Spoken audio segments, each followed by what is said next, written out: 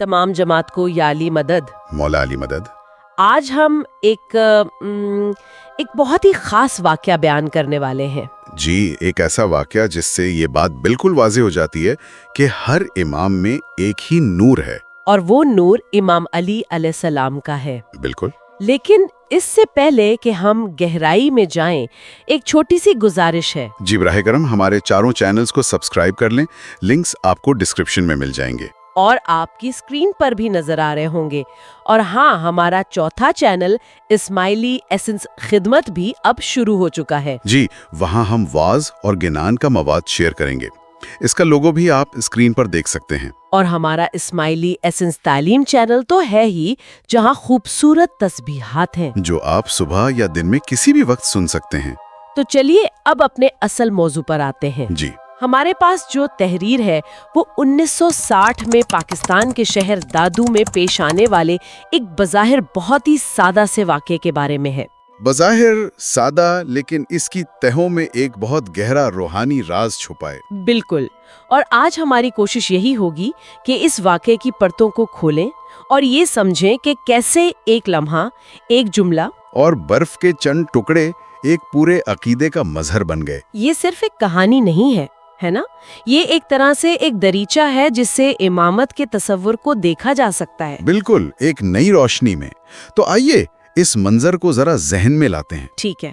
साल है 1960। जगह है पाकिस्तान का सूबा सिंध। इमाम शाह करीमुल हुसैनी एक खुसूसी ट्रेन के जरिए इलाके का दौरा कर रहे हैं। एक जश्न का समा। और इस दौरे की अहमियत को समझना भी जरूरी है। देखें, ये पाकिस्तान की तारीख का इब्तिदाई दौर था। अच्छा। इस्माइली जमात बाकी बहुत से ग्रोहों की तरह एक नए मुल्क में अपनी शनाख्त बना रही थी। तो ऐसे में इमाम का दौरा सिर्फ एक रूहानी पेशवा की आमद नहीं थी। नहीं, बिल्कुल नहीं। ये उम्मीद, रहनुमाई और एक कम्युनिटी के एहसास को मजबूत करने का एक बहुत बड़ा जरिया था। लोगों में एक खास जोश था। और इसी दौरे के दौरान ट्रेन को दादू शहर में रुकना था। दादू की जमात जाहिर है अपने इमाम के दीदार के लिए बेताब थी। और उन्होंने इस्तकबाल की तैयारियों में कोई कसर नहीं छोड़ी होगी। बिल्कुल नहीं छोड़ी। लेकिन उन्होंने एक ऐसा काम किया जो शायद ही किसी ने सोचा हो। तहरीर बताती है कि फेरोज अली इत्मादी दिवासी मोहम्मद ने अच्छा, एक बहुत ही मुनफरिद इंतजाम किया। उन्होंने इमाम के रास्ते पर रंगीन बर्फ के ब्लॉक्स बिछवा दिए। बर्फ के ब्लॉक्स दादू में? ये ख्याल ही कितना गैर मामूली है ना? आज भी ये बहुत अनोखी बात लगती है। जरा सोचें, 1960 की दहाई में दादू जैसे शहर में, जहां शायद वसाइल भी महदूद हों, रंगीन बर्फ का एहतमाम करना, ये सिर्फ सजावट नहीं थी। नहीं, ये अकीदत, मोहब्बत और खिदमत का एक बहुत बड़ा अमली मुजाहिरा था। उसके पीछे कितनी मेहनत और मंसूबा बंदी लगी होगी। जी, तहरीर इस मंजर को बयान भी बहुत खूबसूरती से करती है। हाँ, वो कहती है कि उन बर्फ के ब्लॉक से एक चमकता दमकता रास्ता बन गया था। और जब सूरज की किरणें उन पर पड़ती तो एक कौस-कज़ा का सा मंजर बन जाता होगा। बिल्कुल। और पिघलती बर्फ से जो ठंडी हवा उठ रही थी, उसने माहौल को और खुशगवार बना दिया था। ये एक कालीन जैसा था जिसे जमात ने अपनी मोहब्बत से बुना था। ये सारा पस मंजर था। और फिर वो लम्हा आता है जिसका सब कुछ शिद्दत से इंतजार था। 6 अक्टूबर 1960 शाम के 4 बजे इमाम की ट्रेन दादू स्टेशन पर पहुंचती है। इमाम ट्रेन से उतरकर गाड़ी में बैठते हैं और जमात खाने की तरफ रवाना होते हैं। और जैसे ही उनकी गाड़ी इस बर्फीले रास्ते पर आती है, तहरीर कहती है कि वो एक गहरी खुशी से मुस्कुराते हैं। वो मुस्कुराहट यकीनन उस बेमिसाल मोहब्बत और अकीदत की कबूलियत का इशारा थी। जी। लेकिन फिर वो एक ऐसा जुमला कहते हैं जो इस पूरे वाक़े को एक कहानी से एक रूहानी हिकायत में बदल देता है। और वो जुमला क्या था? वो कहते हैं, ओह, ये कितना शानदार मंजर है। बर्फ के ब्लॉक्स को देखकर मुझे अपने दादा की डायमंड जुबली का मौका याद आ गया। अच्छा, अब जब हम ये जुमला पहली बार सुनते हैं तो ये बहुत फितरी लगता है। हाँ, बिल्कुल। एक खूबसूरत मंजर ने एक पुरानी याद ताज़ा कर दी। इसमें गैर मामूली क्या है? यही तो सवाल है। और इसी सवाल में इस वाक़े की सारी गहराई छुपी है। बज़ाहिर ये एक बहुत ही सादा सी बात लगती है, लेकिन जब हम तारीख के औराक पलटते हैं तो एक बहुत ही दिलचस्प हकीकत सामने आती है। वो क्या? इमाम सुल्तान मोहम्मद शाह यानी इमाम शाह करीम के दादा उनकी डायमंड जुबली 10 मार्च 1946 को बंबई में मनाई गई थी। ठीक है। उस वक्त इमाम शाह करीम की उम्र सिर्फ 10 साल थी और वो इस तकरीब से हजारों मील दूर पेरिस में मुकीम थे। एक मिनट, क्या मतलब? मतलब ये कि वो जिस्मानी तौर पर उस तकरीब में मौजूद ही नहीं थे। तो अगर वो वहां थे ही नहीं तो फिर उन्हें वो मंजर याद कैसे आ सकता है? बिल्कुल यही नुक्ता है।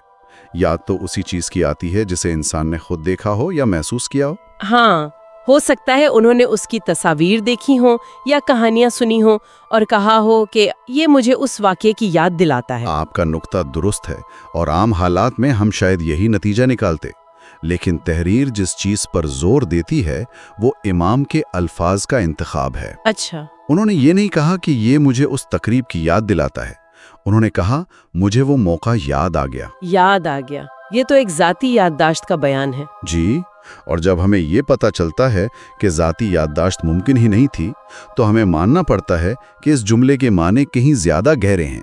ये कोई आम याद नहीं थी। तो अगर ये जाती जिस्मानी याददाश्त नहीं थी तो फिर ये क्या था? तहरीर इसकी क्या वजाहत करती है? यहीं से तहरीर हमें इमामत के बुनियादी तस्वुर की तरफ ले जाती है।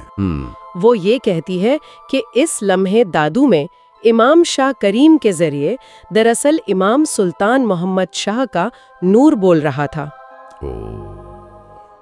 यानी ये यादाश्त हाजिर इमाम की नहीं बल्कि खुद इमामत की थी। बिल्कुल, ये इमामत का वो अबदी नूर था जिसे याद था कि 1946 में उसके इस्तिकबाल के लिए भी ऐसा ही मंजर सजाया गया था। ये तो बहुत ही गहरा तस्वुर है।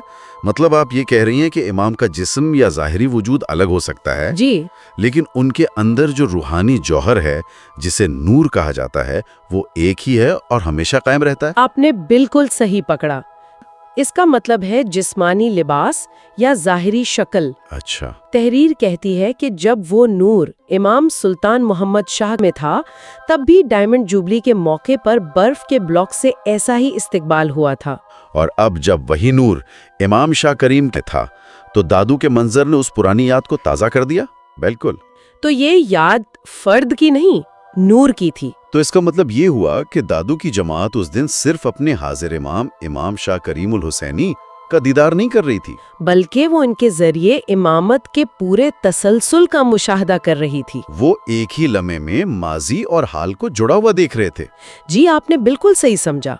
ये वाकया इस अकीदे की एक जिंदा और जीती जागती मिसाल बन गया। ये सिर्फ एक नजरियाती बात नहीं रही कि नूर एक है, बल्कि जमात ने अपनी आंखों से देख लिया और अपने कानों से सुन लिया कि किस तरह माजी हाल के अंदर जिंदा है। इमाम के एक जुमले ने वक्त के सारे पर्दे हटा दिए और एक अबदी हकीकत को जाहिर कर दिया। ये वाकई हैरानकुन है। इसका मतलब तो ये है कि दादू में बिछाई गई वो बर्फ सिर्फ एक रास्ता नहीं थी बल्कि वो एक पुल बन गई थी। एक पुल जो 1960 के दादू को 1946 के बॉम्बे से जोड़ रही थी। वाह, बहुत खूबसूरत तशबीह है। और ये पुल सिर्फ दो वक्तों को नहीं बल्कि दो इमामों के ज़ाहिरी वजूद को भी एक ही नूर की लड़ी में पिरो रहा था। दादू की जमात के लिए इस तजर्बे के क्या मायने होंगे इसका हम सिर्फ अंदाजा ही लगा सकते हैं। उनके लिए ये अकीदे की तजदीद का एक बहुत बहुत ताकतवर लम्हा होगा। तो इस हिकायत का निचोड़ और इसका आखिरी पैगाम फिर क्या बनता है? तहरीर इस वाक़े को इसके मंतकी नतीजे पर पहुंचाती है। वो कहती है कि दादू की जमात ने उस दिन माजी और हाल को मिलाने वाले अबदी नूर का मुशाहिदा किया। और फिर वो एक हतमी जुमले पर ख़त्म होती है। जी, जो इस पूरे तस्वुर का खुलासा है। क्योंकि बेशक तमाम इमाम मौला मुर्तज़ा अली का एक ही नूर रखते हैं जो हर दौर, हर शक्ल और हर लम्हे में चमकता है और जमात को इलाही रोशनी से हिदायत देता है। बिल्कुल। यानी ये नूर का तसलसल सिर्फ दादा और पोते तक महदूद नहीं, ये सिलसिला पहले इमाम हजरत अली से लेकर हाजिर इमाम तक बगैर किसी रुकावट के जारी सारी है। यही इस अकीदे का मरकजी नुक्ता है। जी, हर इमाम उसी एक नूर का मजहर है। जमाना बदलता है, चेहरे बदलते हैं, चैलेंजेस बदलते हैं, लेकिन रहनुमाई करने वाली रोशनी एक ही रहती है। दादू का ये वाकया इसी अजीम हकीकत की एक छोटी सी लेकिन बहुत खूबसूरत झलक थी। तो اس سب کا کیا مطلب ہے؟ ہم نے دیکھا کہ کس طرح برف کے بلاکس کی ایک سادہ سی کہانی امامت کے ایک واحد اور مسلسل نور کے گہرے مذہبی تصور کو سمجھانے کا ذریعہ بن گئی۔ یہ اس بات کی ایک شاندار مثال ہے کہ کس طرح ٹھوس اور نظر آنے والی چیزیں تجریدی اور روحانی حقائق کی علامت بن سکتی ہیں۔ اور اس حکایت کی طاقت اس کی سادگی میں ہے نا؟ سادگی اور گہرائی کے امتزاج میں۔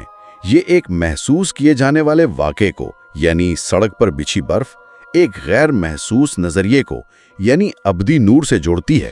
اس طرح ایک پیچیدہ مذہبی خیال اس جماعت کے لیے قابل فہم، قابل یقین اور سب سے بڑھ کر یادگار بن جاتا ہے۔